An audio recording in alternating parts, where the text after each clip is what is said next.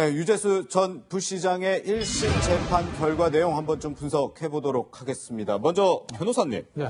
검찰은 그 결심 공판 때 징역 5년을 구형했어요. 근데 실제 1심 판결은 징역 1년 6개월에 집행유예 3년. 상당히 좀 격차가 있어요. 네. 왜 그런 걸까요? 일단 모든 사건에서 마찬가지입니다. 검찰이 구형을 한다는 건 우리가 기소한 모든 죄가 유죄입니다라는 걸 전제를 하는 거예요. 그렇겠죠. 그죠? 그런데 저 유재수 씨 같은 경우에는 일부 무죄가 좀 나왔어요. 예. 특히 이제 동생 취형 첩단 같은 거 제3자 뇌물 공여인데 예. 뭐 국정농단 때도 잘 아시겠지만 제3자 뇌물 사건 이거는 이제 부정한 청탁이 있어야 되는 것이거든요. 요건이. 예. 그 요건이 미비다 그래가지고 제3자 뇌물 공여는 전부 다 무죄가 나왔습니다. 아, 예. 그러니까 일부가 꽤 무죄가 나왔죠. 그렇기 때문에 형량은 줄어들 수밖에 없는 거고. 네. 그리고 그러면은 왜 그러면 형량을 줄어든다 하더라도 실형 1년 6개월 실형이 아니라 집행유예 3년. 뇌물 받은 전 공직자를 왜 풀어주냐 이런 이제 얘기들이 나올 수는 있거든요. 네네. 아마 법원의 고민이 이거였던 것 같아요. 첫째로는 뇌물 액수가 좀 작다. 네. 그러니까 뭐 4,900만 원이 적은 돈은 아니지만 예. 특가법 뇌물 가는 건 아니거든요. 예. 그게 하나 있었고 또 하나는 지금 화면에 보시면 뇌물인가 정인가 이거 얘기 나오잖아요. 예, 그렇죠. 그러니까 뇌물 주고받은 사람들이 개인적인 친분 감각이 있는 건 맞는 것 같아요. 네네. 그거는 팩트입니다. 예. 검찰은 저 친분 관계보다는 그 금융업자하고 금융의 관리의 관계를 주목한 거예요. 네네. 그래서 직무관계나 대가성이 있다고 본 거고 변호인은 공여자들과의 어떤 두 사람과의 사적인 친분 관계를 본 거예요. 예. 그래서 대가성이 없다고 본 겁니다. 법원은 어떤 판단을 했냐? 유무죄를 판단함에 있어서는 검찰의 손을 들어준 겁니다. 왜? 그렇다고 하더라도 친분관계 있다고 하더라도 한 사람은 금융업자고 한 사람은 금융의 공무원이야. 직무 관련성, 대가 관계 다 있어. 네. 그러니까 뇌물 유죄 이렇게 한 거예요. 예. 그런데 변호인의 변론이 어디서 반영이 됐냐면 양형에서 반영이 됐어요. 예. 양형으로 보시면 어떤 내용이 들어가 있냐면 이런 내용 재밌는 내용이 있어요. 네. 보시면 사적인 친분 관계도 이익 등 수수의 큰 이유가 되었던 것으로 보이는 바. 그리고 이런 얘기도 있습니다. 저 피고인, 유재수 씨죠. 피고인으로서는 공여자들의 사적인 친분 관계에서 선의로 재산상 이익 등을 제공하였다고 생각하였을 여지가 전혀 없지는 않다. 예. 이런 걸 반영한 거거든요. 그러니 두 사람의 관계가 공적 관계, 사적 관계가 엮여 있는데 예. 유무죄를 판단함에 있어서는 공적 관계가 우월시 공적 관계가 있기 때문에 유죄를 판단을 하되 네. 사적인 친분 관계 때문에 돈을 주고받았을 가능성을 전혀 배제할 수 없으니 그건 양형에서 반영해서 집행유예 풀어주겠다 이거예요. 예. 그렇게 아마 1심 판결에 나온 거기 때문에 아마 검찰은 굉장히 반발한 겁니다. 예. 무죄가 나온 부분들도 반발을 할 거고 예. 제가 말씀드렸던 그 사적인 관계를 양형에 반영해서 집행유예를 풀어준 부분들에 대해서 반발할 거예요. 당연히 항소를 하겠죠. 예. 뭐 유재수 씨 같은 경우에도 뇌물 유죄가 나온 부분이 있으니까 항소하지 않겠습니까? 예. 다만 유재수 씨 측 변호인이 항소심에서 항소심을 운영함에 있어서 1심 판결이 얘기했던 양형이요. 이걸 물고 늘어질 거예요. 예. 1심 판결도 뇌물 유죄는 인정했지만 우리가 사적 관계에서 돈 주고받았던 가능성을 배제하지 않은 거 아니냐. 예, 예. 그러니까 직무 가능성 없다. 라고 아마 유재수 씨 측 변호인도 항소심에서 계속 주장을 하겠죠. 네. 그러니까 사적인 친분이 양형에 고려가 됐다고 말씀을 해주셨는데 교수님, 그러니까 유재수 전 부시장 같은 경우에는 실제로 이게 친분으로 받은 거다 이런 금품을 이렇게 주장을 했는데 반면에 이 그간 재판을 보면은 증인으로 출석한 사람들의 이 증언은 이와는 좀 상반됐었거든요.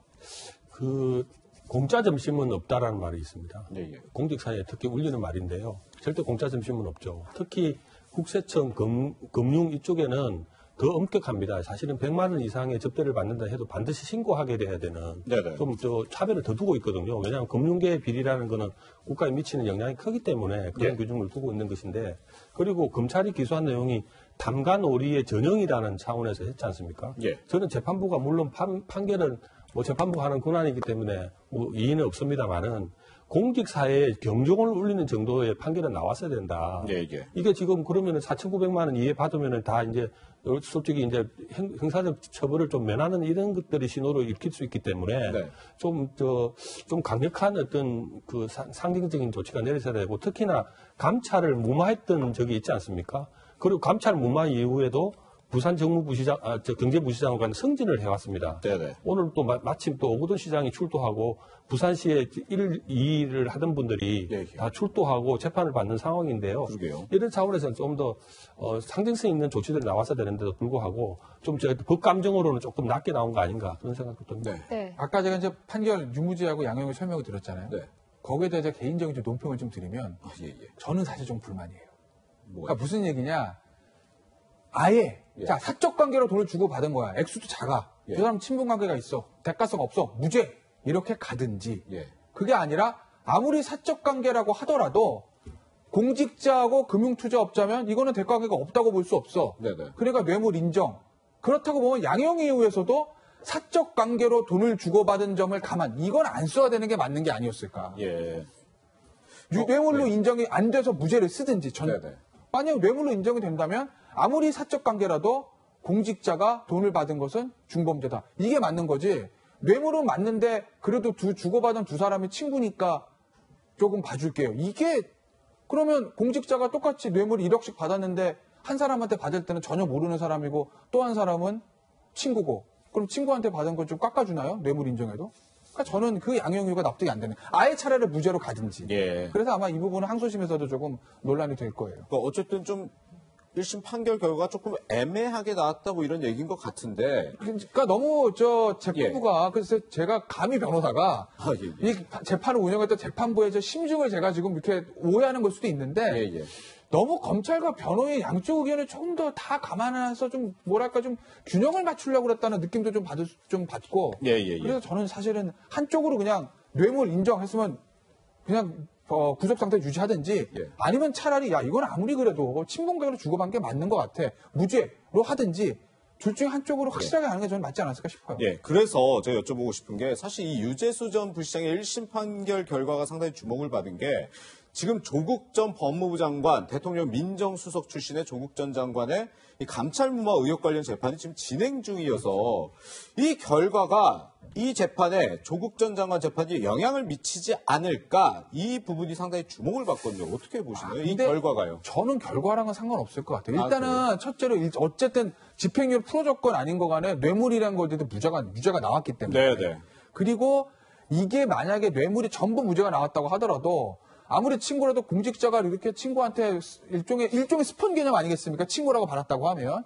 그래도 이건 징계사유가 되는 거 아니겠어요? 예. 그러니 감찰 무마한 게 적절한 행위는 아닌 거죠. 그래서 이 재판 결과와 조국 전 장관의 그 감찰 무마 의혹 재판과는 저는 크게 상관은 없을 거다라고 예. 보는 거죠. 예. 네, 교수님 그런데 이 지난 8일에 열린 이 조국 전 장관 관련 이 재판에서는 그러니까 이인걸 전 청와대 특별감찰반장의 이 증언이 주목이 됐는데 그러니까 유재수의 비위 사실을 윗선에 보고를 했지만 사표를 낸다고 하니까 감찰을 진행할 필요가 없다 이런 얘기를 들었다고 증언을 했습니다.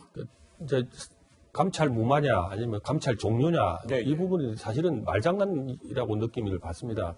이인걸 특감반장이 최초로 유재수 비위를 첩보를 입수를 했고 그 조사를 진행해서 위로 올라가는 과정에서 무마된 거라고 보지 않겠습니까? 예. 저는 이 부분에 대해서도 이인걸 이 유재수 사건이 결국엔 조국 사건과 연계돼 있다. 그리고 네. 사실은 그 이후에 승진도 하면서 부시장으로 추천되는 과정에서 뭐 아무 문제는 없었던 건가 이런 것도 한번 이번 수사를 통해서 조국 장관 수사를 통해서 한번 더 들여다볼 부분이 아닌가 싶어서 이 네. 부분은 반드시 연계되어 있다 그렇게 봐집니다. 예, 그렇군요.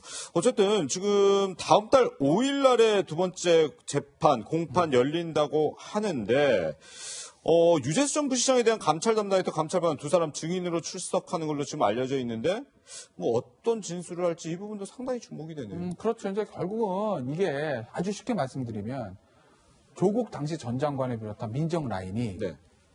무능해서 잘 몰라서 그냥 감찰을 중단한 건지 예. 무능의 문제인지 아니면 이 불법 혐의를 알았음에도 불구하고 우리 식구니까 덮어주는 이거거든요. 예. 그러니까 쉽게 얘기하면 무능이나 불법의 문제예요. 왜? 제가 왜 무능의 문제를 말씀드리냐면 어쨌든 이 유재수 씨가 문제가 있어가지고 지금 검찰에 구속 기소돼서 재판까지 받고 1심에서 유죄 나온 거 아니겠습니까? 예. 결과적으로 민정라인 체크 못한 거예요. 예. 그러니까 무능 또는 덮어선 불법. 무능과 불법 사이 왔다 갔다 하는 겁니다. 예. 이게 직권남용 유죄가 될지 안 될지는 지금 단정할 수는 없어요. 직권남용이라는 게 요새 이제 또 그 재판부에서 누구죠? 안태근 전 검찰국장도 그렇고 기본적으로 무죄들이 좀 많이 나오고 있기 때문에 예. 뭐 무죄가 나올 가능성도 배제할 수는 없는 건데 어쨌든 그 특감반원들이 나와가지고 뭐라고 진술하는지 예. 중요하죠. 그렇군요. 네, 유재수 전 부시장의 1심 판결 내용과 또 이게 조국 전 장관 재판에 향후 미칠 파급력까지 짚어봤습니다. 두 분간 여기서 인사드리겠습니다. 고맙습니다.